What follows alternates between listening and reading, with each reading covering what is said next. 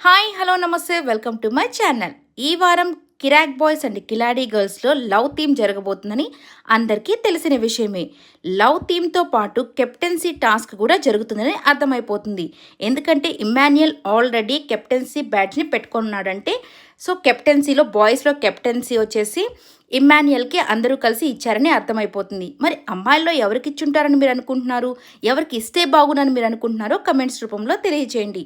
అలాగే నాకు ఒక విషయం అయితే అర్థం కావట్లేదు, శ్రీముఖి ఎందుకు లవ్ థీమ్లో వాళ్ళ లవ్ స్టోరీస్ అడగాలి కానీ వీళ్ళిద్దరిని విష్ణుప్రియాని అండ్ పృథ్వీని పిలిచి వీళ్ళిద్దరిలో నీకు నచ్చిందేంటి నాకు నచ్చిందేంటి అన్నట్టుగా వీళ్ళిద్దరిని క్వశ్చన్స్ అయితే అడుగుతూ ఉంటుంది.